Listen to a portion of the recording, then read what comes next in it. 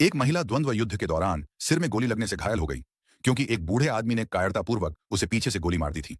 लेकिन अगले ही पल उसके घाव अपने आप भरने लगे। यह देखकर बूढ़ा आदमी हैरान रह गया। उसे बिल्कुल उम्मीद नहीं थी कि ऐसा होगा। गुस्से और शर्म से तिल मिलाकर उसने लगातार कई गोलियां चलाईं, मगर नतीजा वही रहा। वह महिला कितनी भी गोलियां खाए, मरती ही नहीं थी। अब बूढ़े को लगा कि उसकी हार पक्की है, इसलिए उसने कहा कि वह आत्मसमर्पण करता है। लेकिन महिला उसे छोड़ने के मूड में नहीं थी। उसने गोली चलाकर उसके जेब में रखी घड़ी गिरा दी। यह ड्यूअल के नियमों के खिलाफ था। बूढ़ा गुस्से से भड़क गया और फिर से बंदूक भरने लगा। तभी जमीन के नीचे से अचानक एक दैत्य निकल आया और उसने बूढ़े को पूरा निगल लिया। असल में वह राक्षस महिला का पालतू था, जो रोज सोने की डली खाता था और कभी किसी को नहीं खाया था।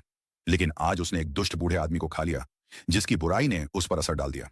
रात के समय वह दैत्य पागल हो गया और फिर से नर्क से बाहर निकल आया, जैसे वह पूरे शहर को निगल जाना चाहता हो। महिला ने एक सिर उठाया, उसके कान को मोड़ा और सिर अचानक जीवित हो उठा और बोलने लगा। वह था सांग बियाओ, फूल जी हुआ जी का पकड़ा गया दुश्मन, जो अब केवल एक सिर के रूप में बचा था। हुआ जी उससे जानकारी निकालना चाहती थी, लेकिन वह कुछ भी बताने को तैयार नहीं था। हुआ जी ने इलेक्ट्रिक गन उसके सिर पर तानी, जिससे वह दर्द से कांप उठा। फिर भी उसने सच नहीं बताया।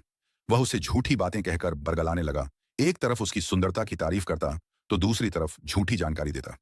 लेकिन हुआ जी के पास विश्लेषण करने वाली मशीन थी, जिसने बताया कि वह झूठ बोल रहा है। सांग बियाओ ने आखिरी कोशिश की। कहा कि अगर हुआ जी उसके साथ एक डेट पर जाएगी, तो वह सब सच बता देगा। अब हुआ जी ने बातों में समय न गंवाने का फैसला किया, क्योंकि उसके पास किसी रोबोट के दिमाग में घुसने